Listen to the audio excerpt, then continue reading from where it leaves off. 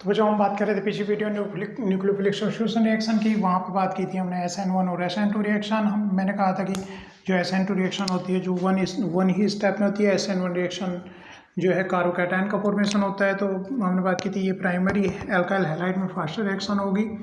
Primary alkyl halide में, क्योंकि ये क्या करता है वन स्टेप में जाती है। न्यूक्लियोफाइल क्या वो बैक साइड से अटैक करेगा, पीछे से अटैक करेगा और Cl निकलेगा। तो यहाँ पे जितना ज़्यादा स्टेरिक के रहेगा उतनी रिएक्शन स्लो होगी। तो इसी स्पीड जो रेट की अगर हम बात कर रहे हैं, रेट ऑफ SN2 रिएक्शन की जो हम बात कर रहे हैं बच्चों, तो वो सबसे ज़्यादा फास्टर रेट होगा प्राइमरी एल्काइल हैलाइड में, क्योंकि स्टेरिक पीछे से कम है जब अटैक करेगा, क्योंकि यहाँ पर HH है।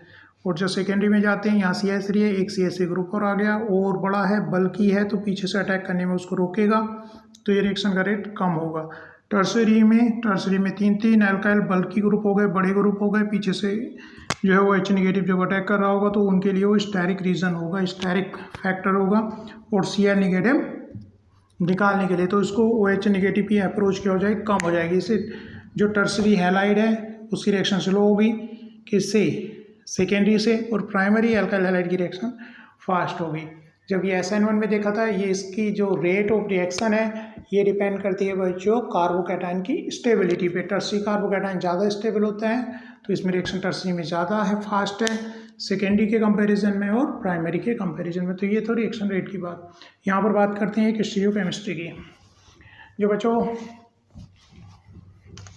यहाँ पर दो टर्म्स हैं, एक तो होती है रिटेंशन और एक होता है बच्चों इन्वर्जन। अगर कायरल कार्बन है, देखो यहाँ पर क्या होता है बच्चों, रिएक्शन में रेसिमाइजेशन हो जाता है। अगर कायरल कार्बन लिया इसमें तो जो हमारा इंटरमीडिएट क्या बनता है बच्चों, कार्बोकैटायन बनता है। कार्बोकैटायन की जो स्ट्रक्चर है, हाइब्रिडाइजेशन क्या होती है बच्चों, इंटरमीडिएट में हमने पढ़ा है sp2 होती है, ट्राइगोनल प्लेनर होती है। तो जब न्यूक्लियोफाइल आकर के कार्बोकैटायन पर अटैक करेगा तो क्या कर सकता है, ऊपर से भी अटैक कर सकता है और नीचे से भी अटैक कर सकता है। तो यहाँ पर अगर ये हम कायरल सबस्ट्रेट ले रहे हैं तो बच्चों हमें मिलता है यहाँ पर रेसिमिक मिक्सचर। रेसिमिक मिक्सचर का मतलब यहाँ पर ये है, अगर तीन अलग अलग सबस्ट्रेट हैं, अगर कायरल कार्बन, तो अटैक ऊपर से भी होगा और अटैक नीचे से भी होता है। तो हमें मिलता है यहाँ पर चांसेस रहते हैं रेसिमिक मिक्सचर के। रेसिमिक मिक्सचर का मतलब ये है, कोई अगर कायरल कार्बन है उसमें 50% उसका R और एंड प्लस 50% उसका S, जो भी उसमें रहा होगा, है ना, दो इनएंसियोमर्स का मिक्सचर वहाँ पर रहेगा। ठीक है, कहने का मतलब ये 50% नीचे से अटैक कर रहा होगा और 50% ऊपर से अटैक करेगा। अगर दूसरा कोई कायरल कार्बन नहीं है तब की बात कर रहे हैं, एक ही कायरल कार्बन है तब, है ना, तो हमें क्या मिलेगा उसमें रेसिमिक मिक्सचर मिलने के चांसेस रहेंगे कि 50% अप और 50% नीचे से। जबकि यहाँ पर क्या होता है बच्चों, कायरल कार्बन मतलब 4 डिफरेंट ग्रुप्स लगे होते हैं जब, है ना, कायरल कार्बन हो, तभी ये बात आएगी कि 50% ऊपर से भी अटैक कर सकता है, 50% नीचे से। लेकिन आप कंपेरिजन करो SN2 से, SN2 में क्या हो रहा है बच्चों, पीछे से अटैक कर रहा है तो ये छाती की तरफ लट जाता है। अगर एक R है तो सब्स्टिट्यूशन में हमें क्या मिलता है, S मिलता है। इसने अटैक किया, Cl निकल गया, ये जो इधर को ग्रुप थे, जैसे कि आंधी में छाता पलट जाता है तो ये क्या हो जाता है, पलट जाता है। ठीक है, अगर सपोज ये कायरल है और 4 डिफरेंट ग्रुप्स लगे हुए हैं सपोज इसमें, अगर सपोज ये R है तो हमें क्या मिलता है, S मिलता है। तो इसको क्या बोलते हैं हम, इन्वर्जन। इसमें क्या मिलता है हम, इन्वर्जन। ये इंपॉर्टेंट टर्म है, इन्वर्जन। जबकि SN1 में क्या मिलता है हमारा, रेसिमिक मिक्सचर मिलता है। इन इंपॉर्टेंट टर्म पे ध्यान दो। रेसिमिक मिक्सचर क्यों, क्योंकि ये कार्बोकैटायन से आती है, अटैक ऊपर से भी हो सकता है और अटैक नीचे से, जो फाइनल प्रोडक्ट हमें मिलेगा।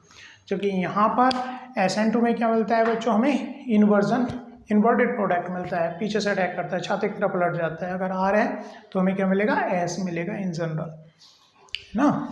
तो यहाँ पर हमने देखा कि कहाँ पर क्या, रेसिमिक मिक्सचर या फिर इन्वर्जन। यहाँ पर एक चीज़ और बताऊँ, एक रिएक्शन और कहलाती है इसमें, जिसको बोलते हैं हम SNI, थायोनिल क्लोराइड। क्योंकि हम यहाँ पे स्टीरियोकेमिस्ट्री की बात कर रहे हैं, तो अगर OH को की जगह पे हमें क्या लाना है, Cl लाना है, तो है ना, तो यहाँ पे एक इम्पोर्टेंट उसको बोलते हैं SNI रिएक्शन, क्योंकि उसमें रह जाता है रिटेंशन जो सबस्ट्रेट।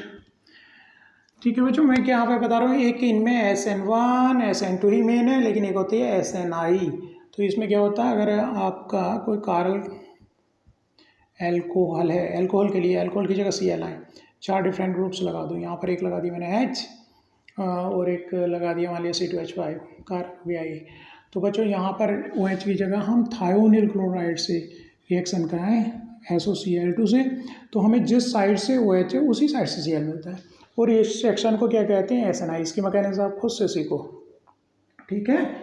SNI मतलब जिस साइड से ये लगा हुआ है, ये कायरल कार्बन बनाया मैंने। कायरल बनाओगे तो आपको क्या करें? एक अप एक डाउन और 2 प्लेन पे दिखाने होते हैं। ये स्टोइकोमेट्री में हम जानते हैं। तो यहाँ पर क्या होता है बच्चों? OH की जगह क्या आता है? Cl आता है, लेकिन ये उसी साइड से आता है, ठीक है। थायोनिल क्लोराइड SOCl2 लेकिन इसके साथ अगर हम प्रीडीन ले लेंगे तो हमें फिर से क्या होता है? इन्वर्टेड प्रोडक्ट मिलता है। उसकी डिटेल में मैं नहीं जा रहा क्योंकि इसका फिर सेपरेट वीडियो बनाना पड़ेगा। SNI, लेकिन इतना याद रखो ये SNI होती है, उसी साइड से हमें क्या मिलता है बच्चों? Cl यहाँ पर मिल जाएगा, C2H5। तो यहाँ पे इम्पोर्टेंट स्टोइकोमेट्री कुछ बात थी। हमने कहा कि मैंने क्या कहा बच्चों? SN1 में क्या मिलेगा हमें? क्या मिलेगा? SN1 में वह कारबोकेटायन, जो कार्बोकेटायन बनता है तो रिएक्शन जो न्यूक्लियोफाइल है नीचे से भी या फिर ऊपर से भी अटैक कर देता है। SN2 में क्या बोला मैंने? Racemic product. SN1 में बोला कि रेसिमिक मिक्सचर मिलता है 50% R और 50% S, क्योंकि नीचे से भी अटैक हो रहा है और ऊपर से भी अटैक हो रहा है। SN2 में कहा कि इन्वर्टेड प्रोडक्ट मिलता है, जिसको क्या बोला? इन्वर्जन, है ना। अगर सबस्ट्रेट R ले रहे हैं तो उसकी जगह क्या आ जाता है? S आ जाता है। ये इंपॉर्टेंट फाइन थे। अभी एक दो बात और करेंगे इसमें, जो कि आपको जनरली याद रखनी है कि अगर लिविंग ग्रुप जैसे Cl Br अगर अटैच्ड होते हैं या तो ब्रिज हेड से या फिर किसी sp2 हाइब्रिड कार्बन से, तो उनका सब्स्टिट्यूशन नहीं होता। ये इम्पोर्टेंट पॉइंट है, ये याद रखना है। sp2 हाइब्रिड कार्बन से, है ना, चाहे तो एल्कीन में, तो उनका सब्स्टिट्यूशन इतना इजीली नहीं होता, क्योंकि कार्बोकेटायन बनेगा नहीं। इस तरह भी याद रख सकते हैं। अभी बता उसको लिखते हैं तो ज़्यादा अच्छे से समझ में आएगी बात। फिलहाल यहाँ पर उस चीज़ को याद रखना है कि यहाँ पर सब्स्टिट्यूशन रिएक्शन इजी नहीं है।